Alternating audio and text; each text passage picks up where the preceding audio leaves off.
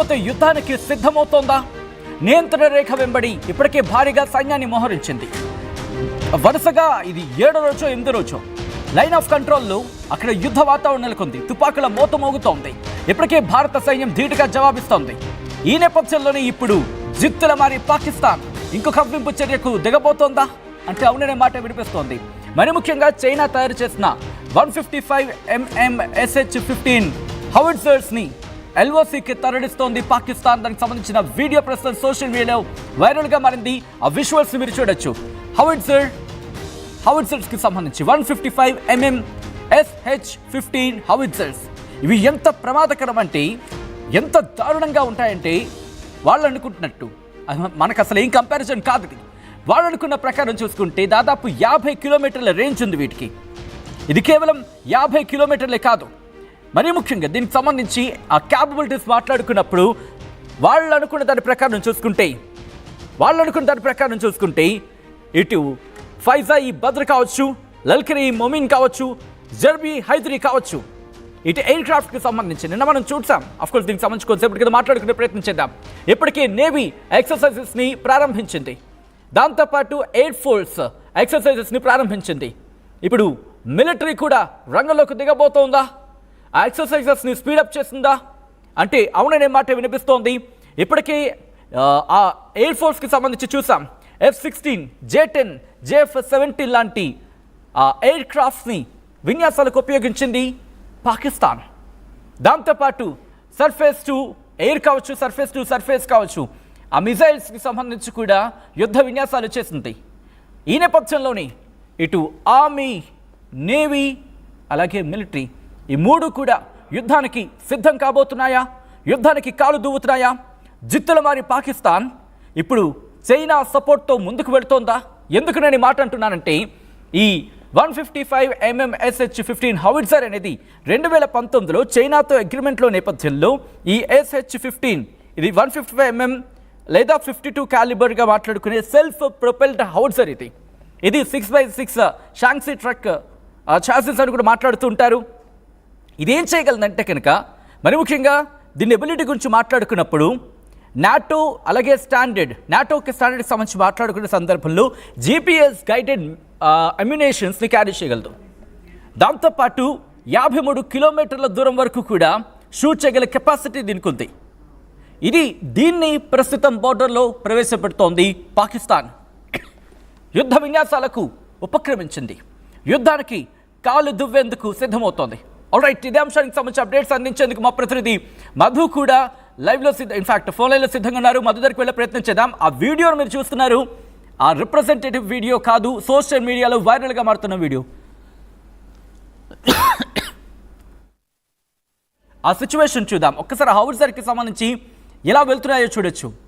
ఒకసారి ఆ వీడియో చూద్దాం.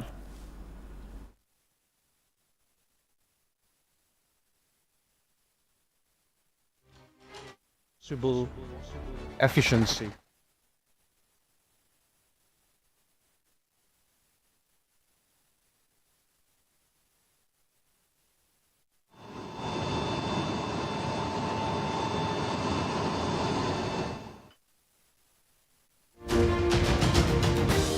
వీడియో మీరు చూస్తున్నారు. హౌవిట్జర్కి సంబంధించి ఒక్కొక్కటిగా అవి నియంత్రణ రేఖకు తరలించబడుతున్నాయి. సరిహద్దుకు చేరుకుంటాయి. పాకిస్తాన్ ఇటు సరిహద్దులో కవ్వింపు చర్యలకు దిగుతోంది. ఇప్పటికే LOC లైన్ ఆఫ్ కంట్రోల్కి సంబంధించి మాట్లాడుకునే సందర్భంలో రాత్రిపూట ఆ షెల్లింగ్ని తీవ్రతరం చేస్తోంది. ఈ నేపథ్యంలో వందలాది హౌవిట్జర్కి సంబంధించి అవి క్యూ కడుతున్నాయి. ఏ క్షణాన్న యుద్ధం రావచ్చంటూ వాళ్ళు భావించడం జరుగుతోంది.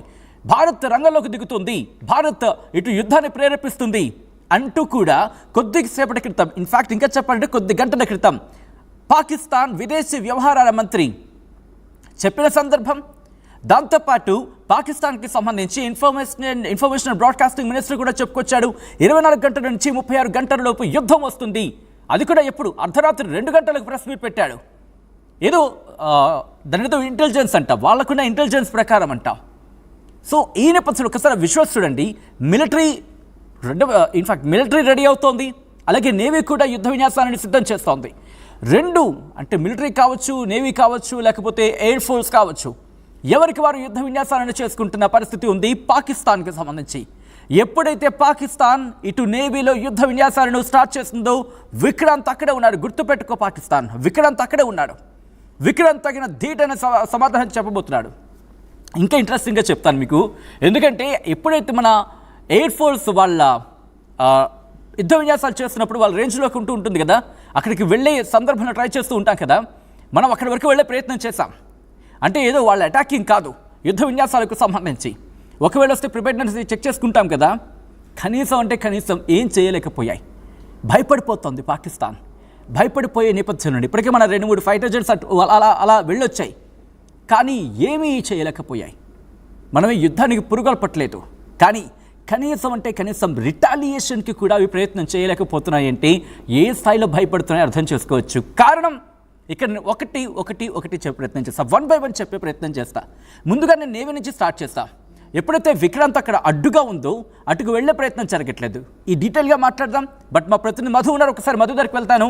ఆ తర్వాత మీకు డీటెయిల్గా ఎక్స్ప్లెయిన్ చేస్తాను ఎందుకు పాకిస్తాన్ భయపడుతోంది, ఎందుకు యుద్ధానికి రెడీ అవుతోంది, ఇవన్నీ మీకు పూసుకొచ్చినట్టు వివరించే ప్రయత్నం చేస్తాను. ఒకసారి మా ప్రతినిధి మధు దగ్గరికి వెళ్ళే ప్రయత్నం చేస్తాను. మధు, ఇక్కడ పాకిస్తాన్ ఎందుకు కవ్వింపు చర్యలు దిగుతోంది, ఎందుకు భయపడుతోంది, అండ్ ఎందుకు ఇటువంటి యుద్ధ విన్యాసాలు కావచ్చు ఇంత ప్రిపేర్డ్నెస్ అనే మాట వినిపిస్తోంది పాకిస్తాన్ విషయంలో? ఎగ్జాక్ట్లీ, ఇది సొంతంగా పాకిస్తాన్ చేస్తున్నట్టుగా కూడా లేదు, వెనకాల చైనా ఉండి పురమాయిస్తున్నట్టుగా కనిపిస్తా ఉంది. యుద్ధానికి భారత్ ఒకవైపు సిద్ధమవుతుంది. యుద్ధానికంటే డైరెక్ట్ గా టెర్రరిజం మీద అటాక్ చేయడానికి భారత్ సిద్ధమవుతుంది. భారత్ ఒక్కటే కాదు, ఈ రోజు ప్రపంచ దేశాలన్నీ సిద్ధమవుతున్నటువంటి సిచ్యువేషన్ ఉంది. ఉగ్రవాదం భూతాన్ని అంతమొందించాలనేటువంటిది అన్ని దేశాలు ఏకమవుతుంటే, పాకిస్తాన్ ని అడ్డు పెట్టుకొని తన ఎకనామిక్ కారిడార్ కోసం చైనా వెనుక నుంచి ప్రయత్నం చేస్తున్నట్టుగా కనిపిస్తా ఉంది. అందులో భాగంగానే ఆయుధాలు సప్లై చేస్తుంది. ఇప్పుడు కొన్ని టర్కీ లాంటి దేశాలేమో బాహాటంగా వారు మద్దతు తెలుపుతా ఉంటే, చైనా తెలియనట్టు చాలా స్పష్టంగా మనం చూసాం. చైనాకి సంబంధించిన విదేశాంగ మంత్రి వాంగి గతంలో కొన్ని 2 రోజుల క్రితం స్టేట్మెంట్ చేశారు. 2 దేశాలు సంయమనం పాటించాలనేటువంటి స్టేట్మెంట్ చేశారు.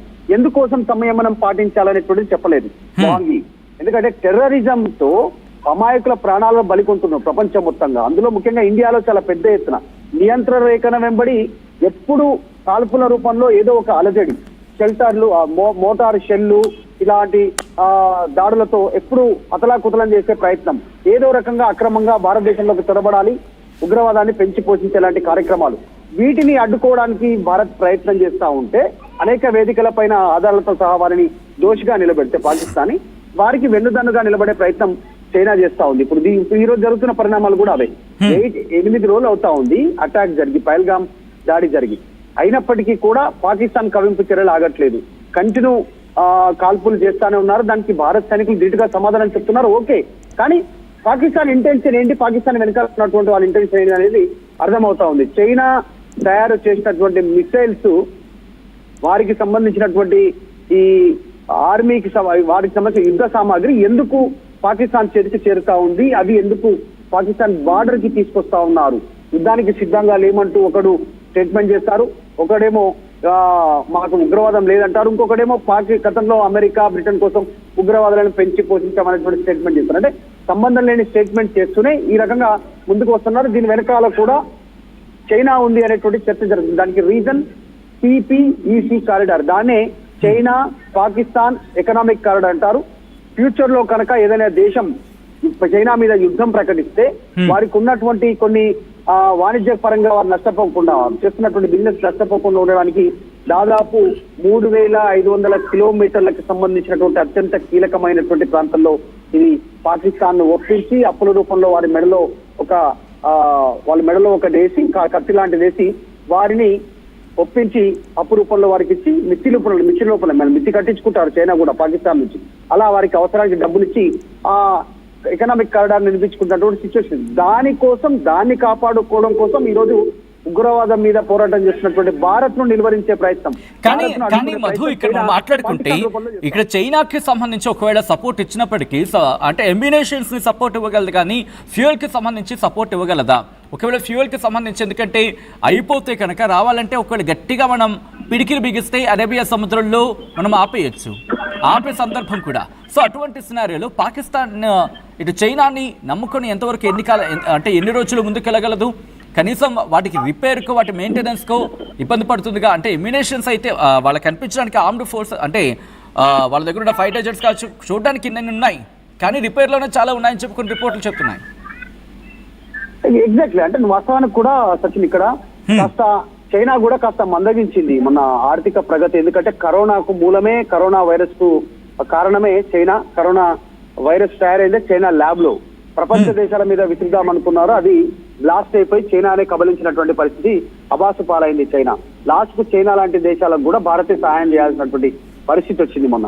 అదంతా పక్కన పెడితే కరోనా తర్వాత ఈ పాకిస్తాన్ లో చేపడుతున్నటువంటి నిర్మాణాలు, బెల్ట్ రోడ్ ఏదైతే ఉందో, సిల్క్ రోడ్, బెల్ట్ రోడ్, ఇవన్నీ ఏదైతే ప్రాంతాలు ఉన్నాయో, తర్వాత జలాశయాలను అనుసంధానిస్తూ పెద్ద పెద్ద ప్రాజెక్టులు కట్టాలనుకుంటుందో చైనా, అది కూడా కాస్త మందగించింది. అది చైనాతో చేపట్టిన ప్రాజెక్టుతో పాకిస్తాన్ మీద కూడా పూర్తిగా భారం పడ్డది.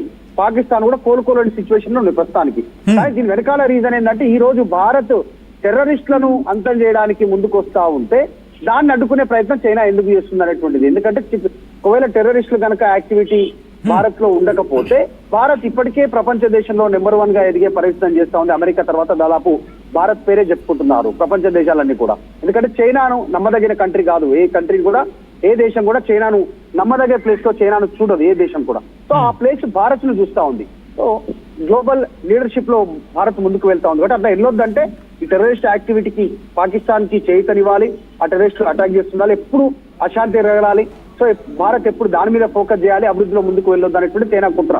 దాంట్లో భాగంగానే పాకిస్తాన్ కు మద్దతు తెలుపుతూ ఇట్లా ఆయుధ సామాగ్రిని వారికి ఇవ్వడం కావచ్చు, ఈ రకంగా చేస్తా ఉంది. గతంలో చెప్పినట్టుగా CPEC China Pakistan economic corridor ఏదైతే ఉందో అది దాదాపు కొన్ని దేశాలను కలుపుతా ఉంది. మన భారత్, పాకిస్తాన్, చైనా బార్డర్లను అంచున ఉన్నటువంటిది. ఎగ్జాంపుల్ తీసుకుంటే రష్యా కావచ్చు, కజకిస్తాన్, కిర్గిస్తాన్, తజికిస్తాన్, ఆఫ్ఘనిస్తాన్, తర్వాత మంగోలియా, ఇట్లా మన భారత్, వీటన్నిటితో పంచుకుంటూ 3500 కిలోమీటర్లకు పైగా ఇది భూభాగాలతో పాటు ఇంకా జలాశయాలను పంచుకుంటూ ముందుకు పోతా ఉంది.